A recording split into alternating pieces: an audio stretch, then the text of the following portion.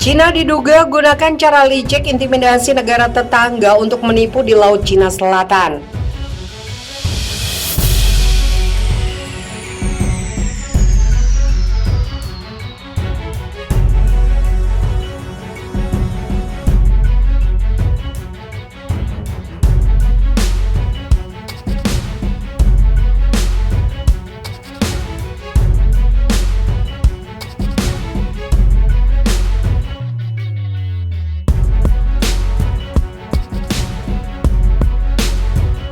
Laut Cina Selatan masih menjadi sorotan hingga kini. Konflik kepentingan di Laut Cina Selatan masih sangat dirasakan. Pada 2018 lalu, sebuah laporan dari Pusat Studi Strategis dan Internasional mengungkap taktik licik yang digunakan oleh Cina untuk melecehkan dan mengintimidasi negara-negara tetangganya. Hal itu dilakukan untuk menghindari klaim mereka yang melanggar hukum atas pulau-pulau yang dimiliterisasi di Laut Cina Selatan. Singkatnya, Cina telah mengubah penjaga pantai mereka menjadi semacam kekuatan paramiliter yang terbesar dari jenisnya di dunia. Dalam beberapa kasus, kapal Angkatan Laut Tentara Pembebasan Rakyat Cina hanya dicat putih dan digunakan kembali untuk penegakan hukum maritim. Terkadang, senapan mesin kaliber 50 masih menggantung di sisi kapal yang pernah digunakan untuk perang dan sekarang digunakan untuk mengintimidasi negara tetangga. Tetapi tidak seperti perselisihan militer di mana kesepakatan yang disepakati secara internasional mengatur prosedur operasi standar. Kapal penjaga pantai berada di zona abu-abu hukum yang telah dieksploitasi oleh Cina. Apa yang kita miliki adalah situasi di Asia Timur di mana Cina khususnya tidak menggunakan kapal angkatan laut untuk mengintimidasi, tidak menggunakan kekuatan tradisional, tetapi mereka mengambil tindakan di bawah garis yang memicu segala jenis konfrontasi militer sekaligus mengintimidasi aktor lain. Bonnie Glaser, pakar keamanan di Pasifik dari Pusat Studi Strategis dan Internasional, mengatakan kepada Business Insider waktu itu. Glaser yang mengepalai laporan tentang penjaga pantai Cina mengumpulkan 45 insiden di Laut Cina Selatan dan menemukan keterlibatan penjaga pantai Cina dalam 2/3 dari mereka.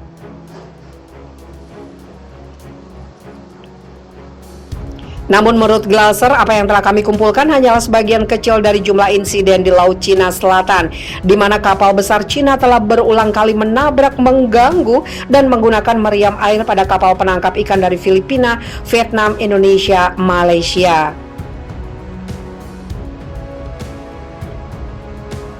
Cina mengemukakan bahwa kebebasan laut lepas sebagaimana digariskan oleh UNCLOS juga termasuk kapal militer. Saat ini ada kontroversi yang dipicu oleh ketidakjelasan apakah hak lintas damai yang diberikan oleh doktrin tersebut juga berlaku untuk kapal militer. Pada 2017 dan 2019, kapal Cina terlihat di perairan internasional dekat pantai Queensland saat latihan Talisman Sabre sedang dilakukan. Menurut politisi Australia, tindakan Cina itu tidak ramah karena provokatif. Aliansi AUKUS terdiri dari kesepakatan keamanan dengan Inggris dan Amerika Serikat untuk memanfaatkan Australia atas pertahanan militernya yang signifikan. Fakta AUKUS akan memberi Australia akses ke rudal jarak jauh dan kapal selam bertenaga nuklir dari teknologi Amerika Serikat. Karena itu, jika konflik muncul, Australia akan memiliki kapasitas untuk menyergap lawannya dari jarak jauh.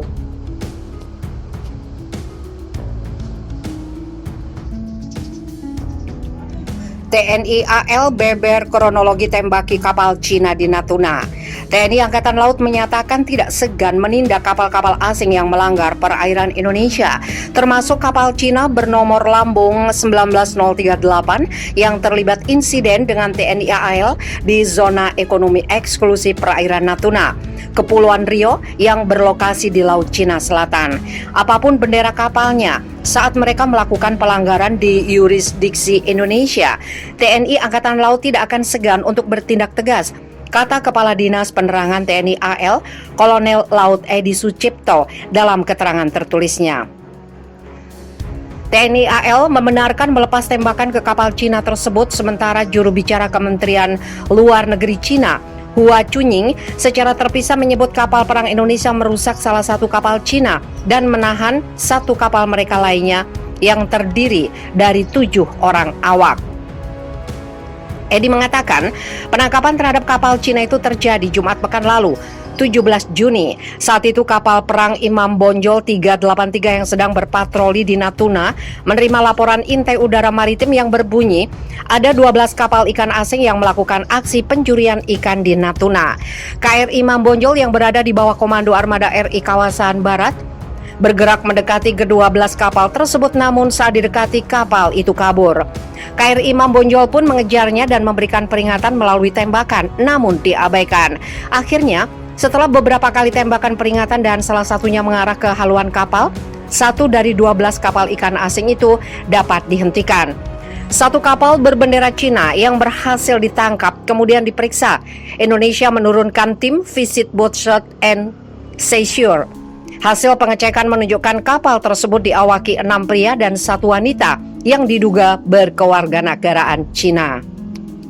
Edi mengatakan TNI AL terus menggelar patroli untuk menjaga keamanan perairan Indonesia sebagaimana komitmen mereka menegakkan hukum di laut. Cina melayangkan protes resmi atas insiden tersebut dan meminta Indonesia tidak mengambil tindakan yang dapat memperumit situasi. Negeri tirai bambu menganggap insiden terjadi di wilayah perairan yang memiliki klaim tumpang tindih. Sementara Indonesia keberatan dengan dimasukkannya sebagian perairan Natuna dalam 9 garis putus-putus yang diklaim Cina.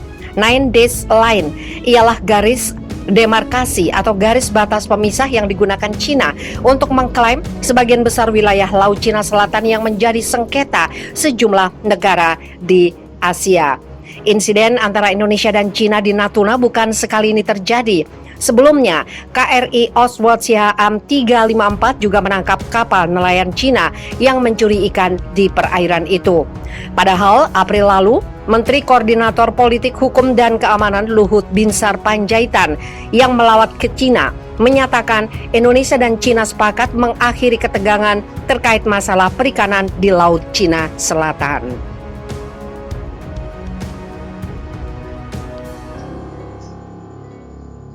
Jangan kira Indonesia tidak mampu hadapi Cina, kapal Coast Guard Cina bisa remuk di Natuna. Jika TNI AL sampai hati luncurkan rudal penghancur kapal induk ini.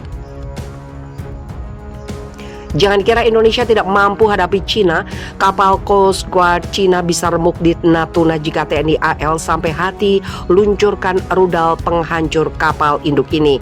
Semena-menanya Cina melanggar batas wilayah laut Indonesia patut direspon dengan keras. TNI langsung melancarkan operasi siaga tempur di Natuna Utara. Sekarang kapal apapun yang nekat masuk tanpa izin di sana bakal sangat serius konsekuensinya.